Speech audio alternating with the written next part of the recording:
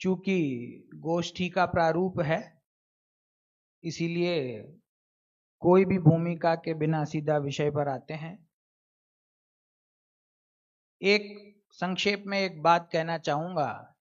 आप सभी ने समाचार पत्र पढ़ा होगा, जब वर्तमान में अभी अमेरिका के नए राष्ट्रपति चुने गए तो उन्होंने एक नया डिपार्टमेंट बनाया, DOGE, जो डिपार्टमेंट बाकी के डिपार्टमेंट की एफिशिएंसी को चेक करता है, जिसको लीड कर रहे हैं एलोन मस्क। युवाओं ने सभी ने नाम सुना होगा।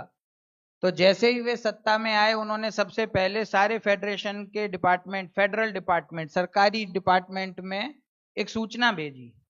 क्या सूचना भेजी? कि आप लोग वर्षों से क्या काम कर रहे हैं, ये अगले 48 घंटे में 2 पेज की रिपोर्ट चाहिए। और वो 2 पेज की रिपोर्ट इस भाषा में होनी चाहिए कि वो 15 वर्ष के बालक को समझ में आए। ये उनकी एक ही कंडीशन थी, और जो इसको फुलफिल नहीं कर पाएगा उस डिपार्टमेंट को निरस्त कर दिया जाएगा और उसके सारे आदमियों को भगा दिया जाएगा। इसीलिए आप 40-50 वर्षों से जो सुपर प्रकाशक ज्ञान का स्वभाव, उसमें होने वाले ज्ञानाकार और ज्ञेयाकार, और वहां से लेकर के अपने आत्म स्वभाव तक कैसे पहुंचे हैं, इसकी चर्चा 30-40 वर्षों से आप सुन रहे हैं। हमें 15 मिनट में 15 वर्ष के जो युवा यहां बैठे हैं, उन्हें ज्ञानाकार क्या, ज्ञाया क्या है, ज्ञेयाकार क्या है, और आत्मानुभूति तक हम कैसे पहुंचे हैं, उसकी चर्चा हम करें। ठीक है, 4 बिंदुओं से इस विषय को प्रारंभ करते हैं। पहला बिंदु है ये, बाहर में हमें जो पदार्थ दिखाई दे रहे हैं, ये भौतिक पदार्थ, ये मकान, बिल्डिंग, ये माइक, ये टेबल इत्यादि ये पदार्थ हैं जो हमारे ज्ञान में जानने में आ रहे हैं। और जिनवाणी के अंदर जब सूक्ष्म चर्चा होती है तो रागादिक विकारी भावों को भी ये की श्रेणी में रख दिया जाता है। और ज्ञान जो है वो राग को जानता है, ऐसा कहा जाता है। तो राग जो है वो कोई भौतिक पदार्थ नहीं है, वो दिखाई नहीं देता है, लेकिन चूंकि उसमें चैतन्य नहीं है इसीलिए उसको जड़ कहा जाता है। राग है ना। तो 2 प्रकार के ज्ञेय हैं, एक तो ये दिखाई देने वाले स्थूल पदार्थ और एक रागादि विकारी भाव, ये हैं ज्ञेय। दूसरा बिंदु, इन ज्ञेयों को जानने वाला कौन है? ये हमारा ज्ञान। विषय मेरा क्या है? ज्ञेयाकार ज्ञान में अनुभूति। तो ये ज्ञेयाकार क्या है, इस पर हम बाद में आएंगे। पहले हम समझते हैं इन ज्ञेयों को जानता कौन है। कि ज्ञान जानता है। ठीक है, अब ये जो ज्ञान है, जो ज्ञान इन ज्ञेयों को जान रहा है, ये ज्ञान का स्वरूप क्या है? तो जिनवाणी में कहा कि ये जैसे जैसे ज्ञेय बाहर के पदार्थ हैं, वैसा वैसा आकार ज्ञान में बनता है। तो उस अपेक्षा से उस ज्ञान को ज्ञेयाकार कहा जाता है। ज्ञेयाकार मतलब, आप लोग ध्यान रख रहे हो ना मेरे युवा साथियों, मैं एक को भी नहीं देख रहा हूं यहां पे, मैं सिर्फ आपको देख रहा हूं। आपको समझ में आ गया? मतलब इन सबको तो आ ही गया। ठीक है, ज्ञेयाकार मतलब क्या?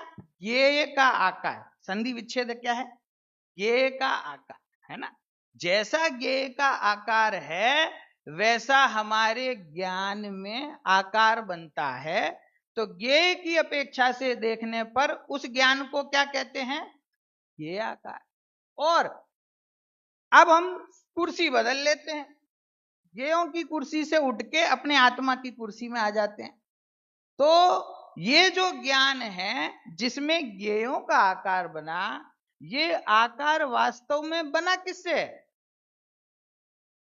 कि वो आकार तो वास्तव में हमारे ज्ञान का ही है। उसकी रचना किससे हुई है? ज्ञान। उसका रॉ मटेरियल क्या है? ज्ञान।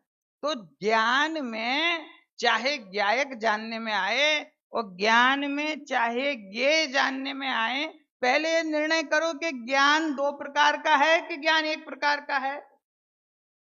1 प्रकार का है। एक ही प्रकार के ज्ञान को ज्ञेयों की अपेक्षा से कहा ज्ञेयाकार, और उसके स्वभाव को देख करके कहा, उसके एक रूपता को देख करके उसके अपने आत्मा से अभिन्नत्व को देख करके कहा कि ये तो वास्तव में ज्ञेयाकार नहीं है, ज्ञानाकार है।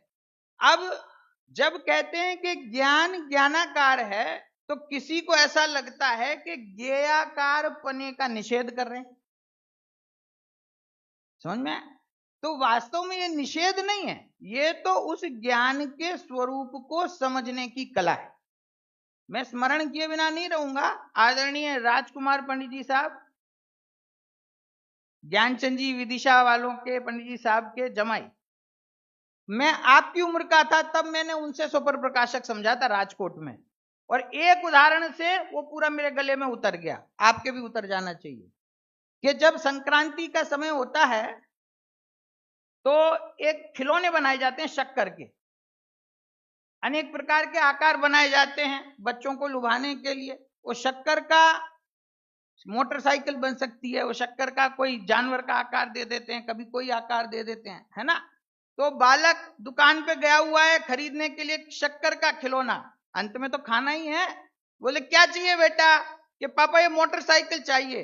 कि लो, और वो दुकानदार ने दी और भाग्य से हाथ से छूट गई और गिर गई। तो बच्चा रोने लगा कि नहीं साहब, ये हमें तो मोटरसाइकिल ही चाहिए। तो दुकानदार ने बोला बेटा मोटरसाइकिल आखिरी थी, इसकी जगह पे कार ले लो। या नहीं, कार नहीं चाहिए, मोटरसाइकिल ही चाहिए। समझ में है ना? है। अब पिताजी उसको क्या समझाते हैं रोते हुए बालक को कि देख बेटा, है तो शक्कर ही, चाहे मोटरसाइकिल हो चाहे कार हो। दुकानदार भी, क्योंकि उसको माल बेचना है, वो भी कहेगा बेटा समझ जा, चीज तो एक ही है, आकार अलग है।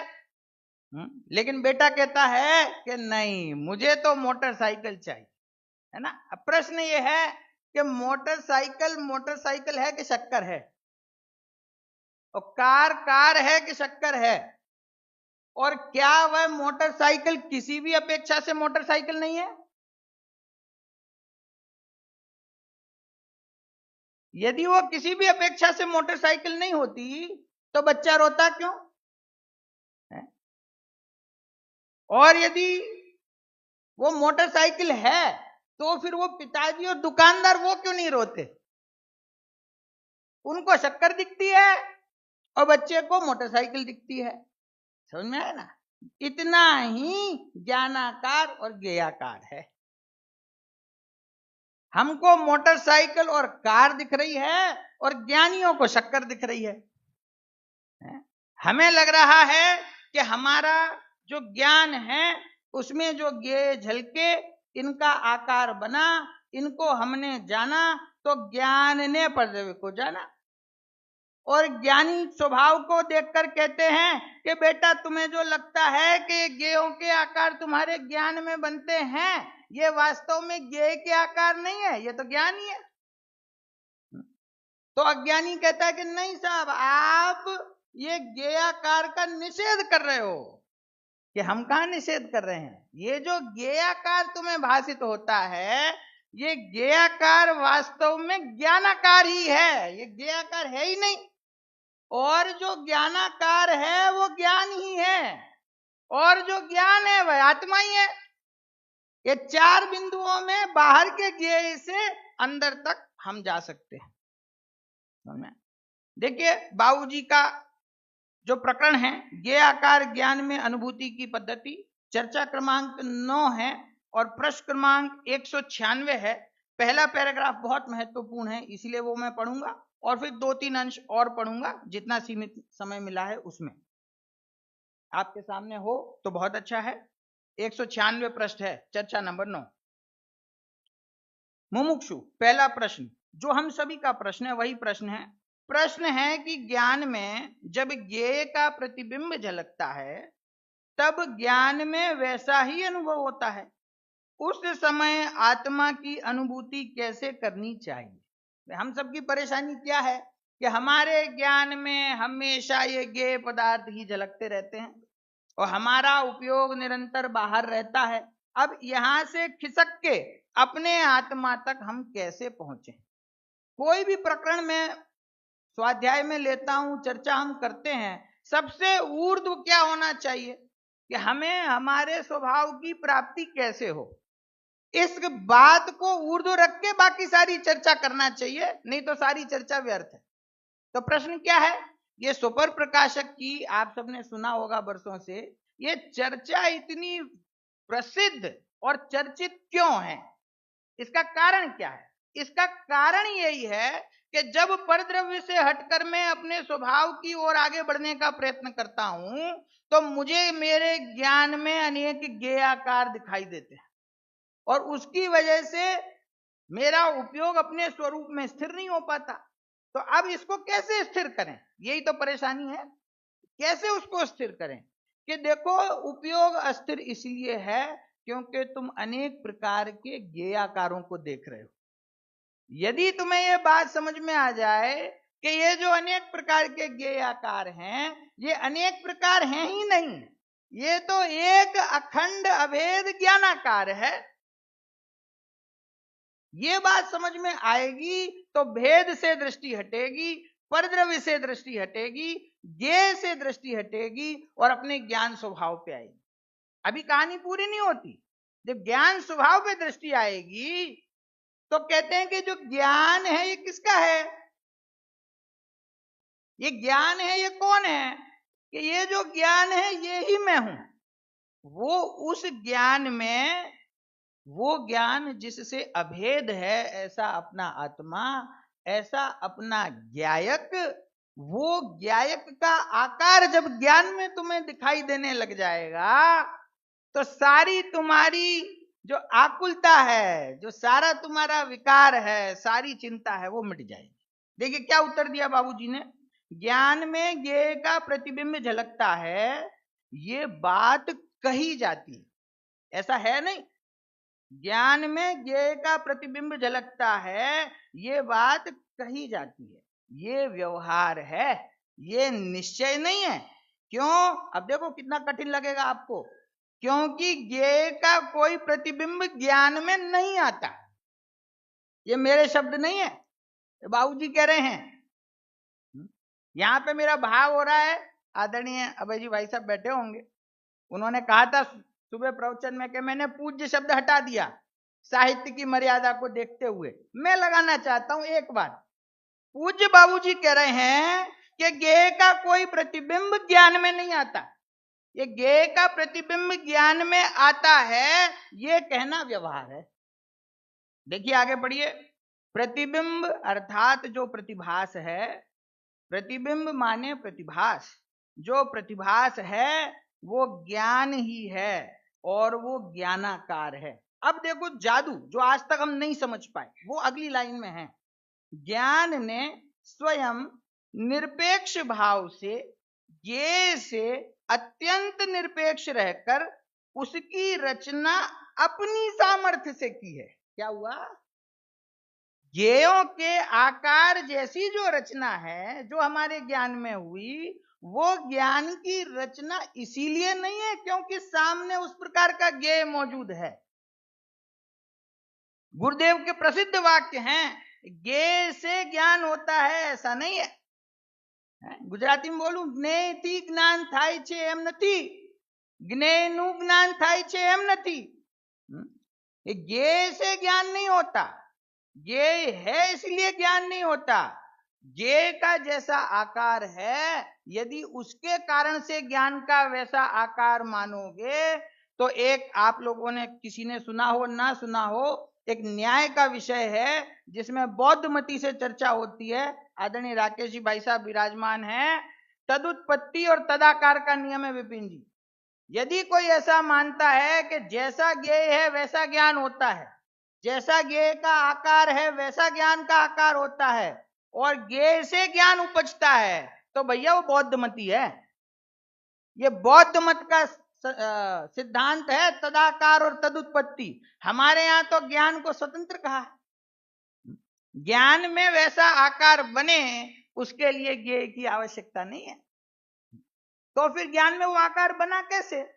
कितनी स्पष्ट लाइन है, ज्ञेय से निरपेक्ष रहकर, निरपेक्ष भाव से, ज्ञेय से अत्यंत निरपेक्ष रहकर उसकी रचना अपनी सामर्थ्य से की है, अपनी सामर्थ्य से वो रचना है। इसीलिए मैं आगे देखिए उसी पेज पे अंतिम पंक्ति पढ़ता हूं। ज्ञान की जो स्वपर प्रकाशकता है, इसमें ये जो स्व प्रकाशन है, स्वपर प्रकाशकता में जो स्व प्रकाशन है, वास्तव में तो स्व का ही प्रकाशन होता है, अर्थात ज्ञान ही जानने में आता है। ये भी व्यवहार है कि ज्ञान ही जानने में आता है, क्योंकि इसमें भी जो अंतर है, भेद है, उस भेद में अनुभूति नहीं होती। देखो ज्ञानी हमको कहाँ ले जाना चाहते हैं, आचार्य देव हमको कहाँ ले जाना चाहते हैं और हम कहाँ अटके हैं। वो कह रहे हैं ज्ञान ज्ञान को जानता है, ऐसे भेद में भी अनुभूति नहीं होगी। और हम कहते हैं कि नहीं महाराज, मैं तो परद्रव्य को जानूंगा, क्योंकि परद्रव्य को जानना मेरा स्वभाव है। वो कह रहे हैं ज्ञान ज्ञान को जानेगा, ऐसा विकल्प भी जब तक चलाते रहोगे तब तक भेद पड़ा रहेगा वहां पे, और उस भेद में विकल्प खड़ा होगा, इसलिए निर्विकल्प अनुभूति नहीं होगी। तो क्या है, इसीलिए ज्ञान जानने में आता है, माने ये सबका सब ज्ञान ही है। क्या कहा, सबका सब ज्ञान ही है, अर्थात मैं ही हूं। इस तरह से मैं ही हूं, ज्ञायक ही हूं, चिन्मात्र ही हूं, तो ये इस अनुभूति में चला जाता है। देखो हमारा प्रयोजन क्या है, हमें अपने स्वरूप को प्राप्त करना है। अब जो हमारा स्वरूप है वो तो प्रकट ही है, जैसे छह द्रव्य जगत में अपने अपने गुण पर्यायों सहित मौजूद है, ऐसा ज्ञायक स्वभावी भगवान आत्मा भी मौजूद है ना, उसके अनंत गुण मौजूद हैं, उसका ज्ञान मौजूद है, उस ज्ञान का सुपर प्रकाशक स्वभाव मौजूद है। ये तो सब प्रमाण की व्यवस्था है, मौजूद है। इसमें से अपने प्रयोजन की सिद्धि कैसे करना, कि जिस ज्ञान में तुम्हें ये आकार नजर आ रहा है, उस ज्ञान को ज्ञेयों से भिन्न निरपेक्ष ज्ञानाकार रूप देखने की दृष्टि को डेवलप करो। देखिए सारी तकलीफ कहां है, मैं एक वाक्य में बताता हूं कि हम जब भी आत्मा की बात करते हैं, जब भी हम अपने त्रिकाली स्वभाव की बात करते हैं, हम हमेशा उसे किसी ना किसी संयोग, किसी ना किसी अपेक्षा से देखना चाहते हैं, और इसीलिए वो त्रिकाली ध्रुव भगवान निरपेक्ष आत्मा हमारे पकड़ में नहीं आता। तो सबसे पहले क्या सुधार करने की जरूरत है, जिस वस्तु को भी देखो जगत में, उसको उसके स्वभाव से देखो। दादा आदरणीय भारेल जी, छोटे दादा फल खाते थे, तो कभी मुमुक्षु जिनके यहाँ भोजन होता है वो क्या कहते थे कि दादा आप ये फल ले रहे हो, थोड़ा इस पे मसाला डाल देते हैं, मसाला डाल देते हैं ना, नमकीन थोड़ा सा अच्छा लगेगा आपको। दादा कहते थे फल है मीठा, तो मीठे फल को मीठे रूप में खाने दो ना, उस पर नमक क्यों डालते हो। हमारी आदत क्या है, मीठा खाएंगे तो नमकीन मिलाना है, नमकीन खाएंगे तो बूंदी का लड्डू चाहिए, बूंदी के लड्डू, कई तो राजस्थानी मैंने देखे एक बूंदी का लड्डू ऐसा चूरा करते हैं, उसमें नमकीन मिलाते हैं और फिर खाते है कि नहीं, बूंदी के लड्डू में सेव मिला के, है ना। क्यों, जैसी वस्तु है वैसा उसको ग्रहण करने का अभ्यास नहीं है, ज्ञान की बात करते हैं तो ज्ञेय को मिलाता है, ज्ञेय की बात करते हैं तो केवल ज्ञान को याद करता है, आत्मा की बात करते हैं तो राग को मिलाता है, राग की भिन्नता बताते हैं तो कहता है सुपर प्रकाशक स्वभाव है, उसको सब कुछ मिलाना है। निरपेक्ष वस्तु है, इसको निरपेक्ष देखने की पहले अपने अंदर आदत डालो। जब ये आदत पड़ेगी कि वस्तु का स्वरूप निरपेक्ष कैसा है वो मुझे समझना है, तो तुम्हें ज्ञान में ये अनेक प्रकार के ज्ञेयाकार दिखाई ही नहीं देंगे। मैं आदरणीय बाबूजी के भावों को बल देने के लिए पूज्य गुरुदेव श्री का छठवीं गाथा के प्रवचन में से सिर्फ 3 पंक्ति पढ़ रहा हूं, आप देखिए। गुजराती में पढ़ता हूं ताकि आपको गुरुदेव के मूल शब्द ख्याल में आए। छठवीं गाथा का प्रवचन है, प्रवचन क्रमांक 22। ए ज्ञाननु परिणमन जे थयु ते ज्ञेयाकार अवस्था में ज्ञायक पणे जे जणायो, सबको छठी गाथा दूसरा पैराग्राफ याद है। જ્ઞેયાકાર અવસ્થામાં જ્ઞાયકપણે જે જણાયો એ જાણનારો જણાયો છે। कौन जानने में आ रहा है? जानने वाला ही, जाननहारा ही जानने में आ रहा है। एमा बहुत अच्छी पंक्ति है, एमा जणाय एवी चीज जणाई नहीं। उस ज्ञान में, उस ज्ञायक में, उस ज्ञानाकार में, शब्द कुछ भी कहो, उसमें जो ये जानने में आ रहा है, क्या लिख रहे हैं? उस ज्ञान में जो ये जानने में आ रहा है वो ये जानने में नहीं आ रहा। जो ये कैसी बात हुई? जो ये जानने में आ रहा है वो नहीं जानने में आ रहा। ऐसा ही चमत्कार है, इसको सीखो। है एमा जणाय एवी चीज जणाई नहीं। जे जणाय छे ए चीज जणाई नहीं। जो चीज जानने में आ रही है वो चीज जानने में नहीं आ रही। जाननारो जणायो छे त्यां। जाननहारा ही वहां जानने में आता है। अब करें क्या? गुरुदेव की एक तो भाषा गुजराती, पढ़ने में थोड़ी तकलीफ और समझने में तकलीफ, इतने वर्ष निकल गए इस विषय को डिस्कस करते हुए। गुरुदेव श्री के छठवीं गाथा का थोड़ा प्रवचन 2-3 बार अभ्यास करो। उसमें जो ज्ञान की स्वपर प्रकाशकता के विषय में, ये आकार और ज्ञानाकार के विषय में जो बात आई है उसको राकेश पंडित जी की तरह अंडरलाइन करो। अंडरलाइन करोगे तो पहली बार में 1 लाइन अंडरलाइन होगी, दूसरी बार में 4, तीसरी बार में 10, चौथी बार पढ़ोगे तो ज्ञानाकार ज्ञेयाकार के विद्वान हो जाओगे। क्यों? क्योंकि गुरुदेव की बात, भाषा सरल है, कठिन नहीं है। अनभ्यास के कारण से कठिन लगती है। प्रयत्न करे। अरे ये युवा बच्चे बैठे हैं, ये स्कूल में जाके जर्मन सीख जाते हैं, लैटिन सीख जाते हैं, दूसरे देश की भाषा सीख जाते हैं और गुजराती के लिए कहते हैं कि हमको समझ में नहीं आती, गुरुदेव की भाषा गुजराती है। तो गुजराती में नहीं समझ आती तो अब तो हिंदी भी हो गई। बुक पढ़ने में नहीं आती तो इलेक्ट्रॉनिक फॉर्म में आ गई। ये तो जैसे चाहो वैसे माल उपलब्ध है। क्या कहा गुरुदेव ने?